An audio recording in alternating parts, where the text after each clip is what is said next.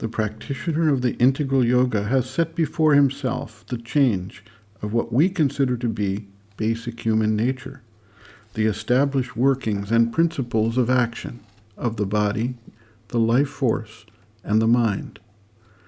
These elements have developed over countless millennia as part of the evolutionary process of nature. Many of them have been considered foundational principles of the physical body and the life energy. Effectuating any change, therefore, requires a process and a force that goes beyond our mental will. In his book, The Mother, Sri Aurobindo details this process and identifies this force.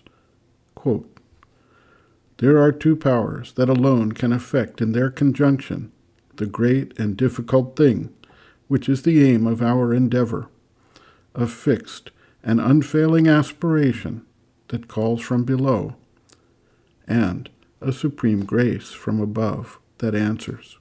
End quote. He continues, quote, "In yoga also it is the divine who is the sadhak and the sadhana.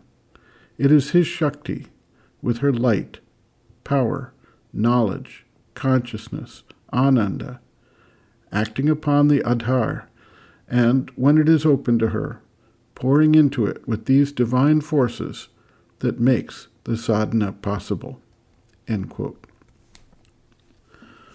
Whether we are looking at the complex of elements that go into the sex impulse, or the greed for food, or the rising of anger, or any other aspect of the being that needs to change, the basic process is the same.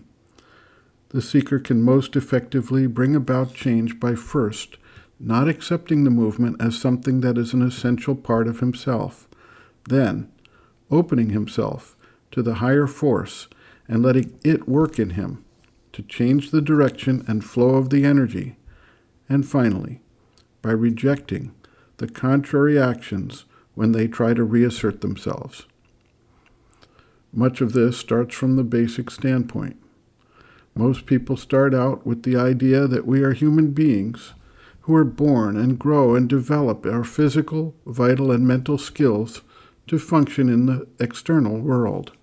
In other words, we are bodies who at some point may begin a search for a meaning in life beyond the external satisfactions, needs, and pleasures, and who may then search for the soul, or some other aspect that transcends the external life.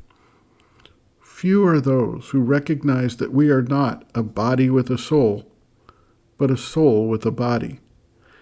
If we shift the standpoint to the central focus of the soul, its innate connection to the divine, and its deeper understanding of its meaning and purpose in life, and that the soul takes on a particular body, life, and mind complex to advance its purpose, the idea of gaining mastery over this external being is much easier to accept and realize.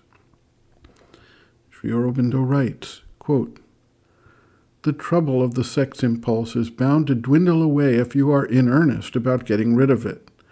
The difficulty is that part of your nature, especially the lower vital and the subconscient which is active in sleep, keeps the memory and attachment to these movements, and you do not open these parts and make them accept the mother's light and force to purify them. If you did that, and instead of lamenting and getting troubled and clinging to the idea that you cannot get rid of these things, insisted quietly with a calm faith and patient resolution on their disappearance, separating yourself from them, refusing to accept them, or at all regard them as part of yourself, they would, after a time, lose their force and dwindle." End quote. Reference, Sri Aurobindo, Bases of Yoga, Chapter 4, Desire, Food, Sex, page 78.